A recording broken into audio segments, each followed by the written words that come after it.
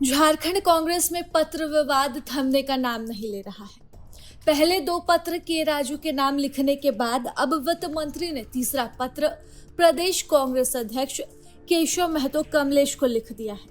वित्त मंत्री ने सिर्फ पत्र नहीं लिखा है, बल्कि सवालों की एक लंबी चौड़ी सूची भी प्रदेश अध्यक्ष के सामने रख दी है, जिससे इस वक्त सियासी चर्चा और भी ज्यादा तेज हो गई है।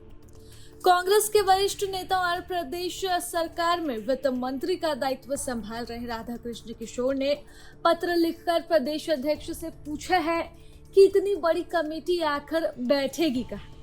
वह तंज कसते हुए लिखते हैं कि आप खुद तो 8x8 के कमरे में बैठते हैं, लेकिन इतनी बड़ी कमेटी के लिए क्या इंतजाम है। हालांकि कमेटी बनाने के लिए अध्यक्ष को उन्होंने धन्यवाद भी दिया है। इस पत्र में वह आगे लिखते हैं, प्रदेश अध्यक्ष की अनुशंसा पर 81 विधानसभा सीटों वाले झारखंड प्रदेश कांग्रेस कमेटी की कुल 314 सदस्य हैं। दूसरी ओर 230 विधानसभा सीटों वाले मध्य प्रदेश कांग्रेस कमेटी के अधिकारियों और सदस्यों की कुल संख्या 115 है।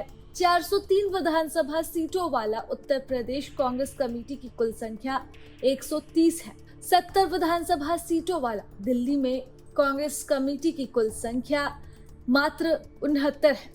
उत्तराखंड, जहां विधानसभा की सीटें 70 हैं, वहां प्रदेश कमेटी के लिए 70 सदस्यीय टीम का प्रस्ताव है। 242 विधानसभा सीटों वाले बिहार में कुल 200 सदस्यों की कमेटी गठन का प्रस्ताव अखिल भारतीय कांग्रेस कमेटी को भेजा गया है। इसी तरह 147 विधानसभा सीटों वाला उड़ीसा में प्रदेश कांग्रेस कमेटी की कुल संख्या 31 है, जबकि 81 विधानसभा सीटों वाले झारखंड राज्य में प्रदेश कांग्रेस कमेटी की कुल संख्या 314 है। इसके बाद राधाकृष्ण किशोर ने अध्यक्ष को आगे लिखा है, आपने सोचा है कभी कि कांग्रेस भवन में 314 पदाधिकारी कहां बैठेंगे। स्पष्ट बात यह है कि कांग्रेस कमेटी के पदाधिकारियों को बैठने के लिए कार्यालय कक्ष और आधारभूत संरचना का होना आवश्यक है।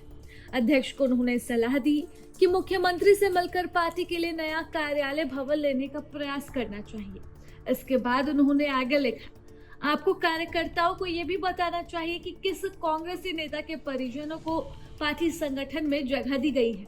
क्या कांग्रेस के कुछ बड़े नेताओं को खुश करने के लिए आपने बोइंग 737 जैसी लंबी और बड़ी कमेटी बनाई है।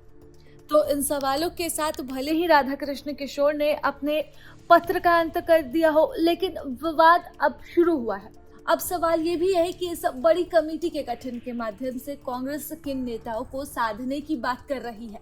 जिस एक व्यक्ति को साधने की बात राधाकृष्ण किशोर पहले भी पत्र में कर चुके हैं, क्या दोबारा से उसी व्यक्ति की बात जो है राधाकृष्ण किशोर ने अपने पत्र में की है, ये भी सवाल है।